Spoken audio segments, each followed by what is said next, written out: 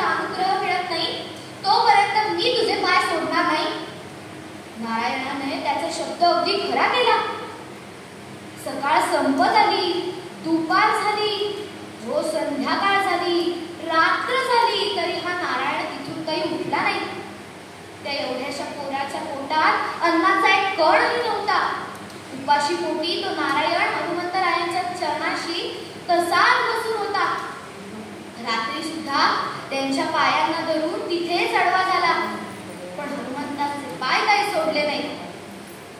नारायणाची ही गुरुभेटीची आस पाहिली आणि साक्षात हनुमंतराय मध्यरात्री प्रगट झाले आणि म्हणाले, नारायणा उठ, उठ बाळा, तुला अनुग्रह देण्यासाठी साक्षात श्री रामचंद्र प्रभू आले.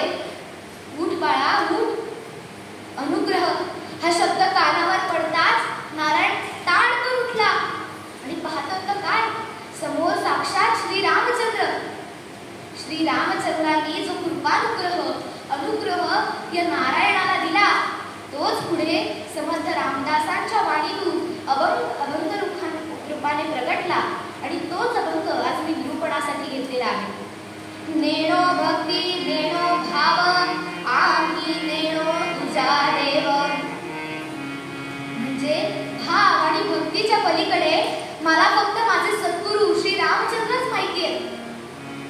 श्री रामचंद्रांनी या नारायणाला अनुग्रह दिला म्हणजे हे श्री रामचंद्रच या नारायणाचे रामदासांचे सद्गुरू होते. रामदास म्हणतात की मला भाव आणि भक्तीच्या पलीकडे माझे सद्गुरूच माहिती आहेत. पुढे रामदास दुसऱ्या चरणात आपल्याला सांगतात, राघवाचे शरणागत झालो राम नामांकित. जो स्वतः भाव भक्तीच्या पलीकडे आहे अशा रामचंद्राला मी शरण आलो आहे असे समर्थ म्हणतात. मंडळी, शरणागत भाव आपल्या मनात बिंबवण्यासाठी 6 गोष्टींची आवश्यकता असते. अहो, शरणागतीच्या या 6 पायऱ्याच म्हणा ना. सुभाषितकार या 6 पायऱ्या त्यांच्या सुभाषितात वर्णन करताना आपल्याला म्हणतात, अनुकूलस्य संकल्पः प्रतिकूलस्य वर्जनम् रक्षिस्थिति विश्वासः गोत्रुते वर्णं तथा आत्मनिक्षेप्यति कार्पण्यः षड्विधा शरणागती. गोपालकृष्ण भगवान की जय. आता या शरणागतीच्या पायऱ्यांमधली पहिली पायरी म्हणजे अनुकूलस्य संकल्पः. म्हणजे आपल्या गुरूंना जे प्रिय आहे, अनुकूल आहे, त्या गोष्टी आत्मसात करून आपण त्यांना प्रिय होणे. पुढे दुसरी पायरी म्हणजे प्रतिकूलस्य वर्जनम. म्हणजे आपल्या गुरूंसाठी जे वर्ज आहे, जे प्रतिकूल आहे, त्याचा आपणही सदा सर्व काळ त्याग करणे. पुढे सुभाषितकार तिसरी पायरी सांगतात, रक्षिस्थिति विश्वासः. म्हणजे कुठल्याही परिस्थितीत माझे सद्गुरू माझे रक्षण करतीलच हा विश्वास आपल्या मनामध्ये पाहिजे. एक साधं उदाहरण घ्या. आपल्याला गणपतीपुळ्याला जायचंय. आपण बसमध्ये बसतो आणि अगदी निश्चिंतपणे बसतो. आपला अमूल्य असं जीवन, त्याची जबाबदारी आपण त्या चालकावर सोडतो आणि निर्धास्त होतो. ती डोंगरदरीचा घाटाचा वळणाचा रस्ता आला तरी आपण अगदी निर्धास्त असतो. का?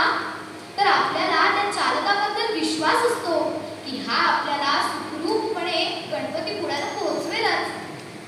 तो ना आपल्या ओळखीचा ना पाळखीचा, पण तेवढ्यापुरतं का होईना आपण त्याच्यावर विश्वास ठेवतोच आणि आपला प्रवास अगदी सुखकर होतो. तसंच आहे देहाकडून देवाकडे जाताना देवापर्यंत पोहोचवण्याचं माध्यम साक्षात सद्गुरू होता. पण या सद्गुरूंवर आपला दृढ विश्वास पाहिजे. म्हणजे त्या देहाकडनं देवाकडे जाण्याचा प्रवास अगदी सुखकर होतो. त्यामुळे सुभाषितकार तिसऱ्या पायरीत सांगतात, रक्षिस्थिति विश्वासः. अहो, हाच आशय मनात ठेवून रामदास स्वामी त्यांच्या एका ओवीतून आपल्याला सांगतात, म्हणून आम्ही रामदास रामचरणी आमचा विश्वास.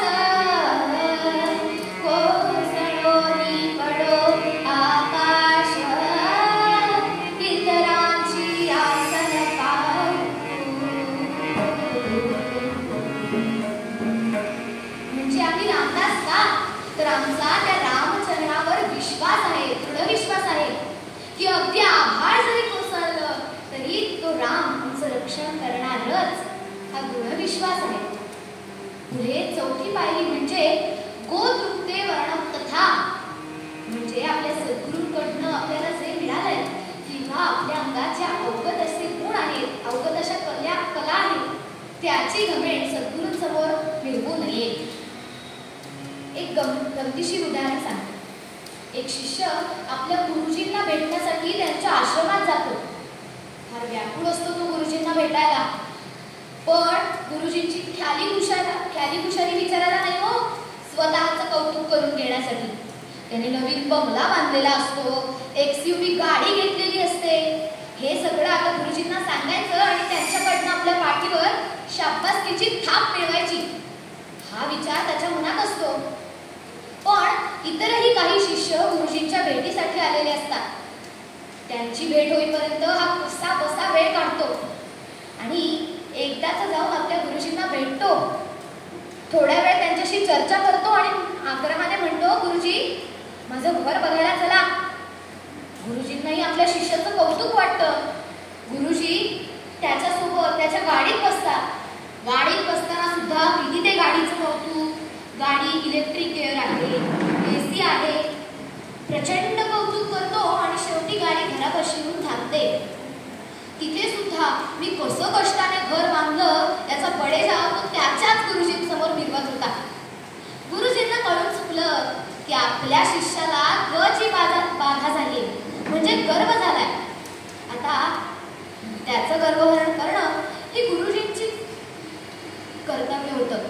या न्यायाने गुरुजी त्याला म्हणाले, अरे हळू बोल, किती मोठ्यानं बोलतोयस.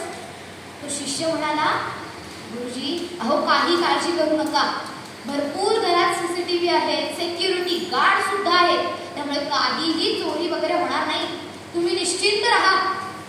गुरुजी म्हणतात, अरे त्यासाठी काय मी तुला हळू बोल म्हटलं नाही.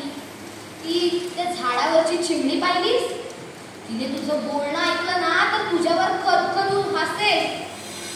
शिष्याला काही कळत नाही, ती चिमणी आमचं बोलणं कशाला ऐकेल आणि जरी ऐकलं तरी आमच्यावर कशाला हसेल. तेव्हा गुरुजी म्हणतात, अरे ती चिमणी माहितीये, प्रत्येक पिल्लाला जन्म देण्याआधी नवीन घरटं बांधते आणि पिल्लाला जन्म दिल्यानंतर ते थोडं मोठं झालं की ते घरटं सोडून निघून जाते. पण ते घरटं तिच्या कुठल्याही पिलाच्या नावावर करत नाही, कोणाला विकत नाही आणि कोणाला भाड्याने सुद्धा देत नाही. तिने जर तुझं हे बोलणं ऐकलं तर म्हणेल, काय हा माणूस अख्ख्या जीवनात एक घर बांधलं पण त्याचा सुद्धा किती बडेजाव मिळवतोय.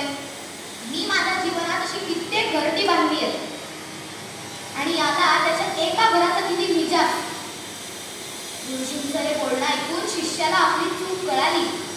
तात्पर्य काय तर आपल्या गुरुजींसमोर कुठल्याही गोष्टीची घमेंड मिरवू नये. पुढे सुभाषितकार 5वी पायरी सांगतात, आत्मनिक्षेप प्रती, म्हणजे आपण ज्या स्थितीत आहोत त्या स्थितीत समाधानाने राहावं. कुठल्याही व्यवहारिक गोष्टीची अपेक्षा न करता ज्या परिस्थितीत आपण आहोत त्याच परिस्थितीचा स्वीकार करून त्या परिस्थितीत आनंदात राहिलं पाहिजे.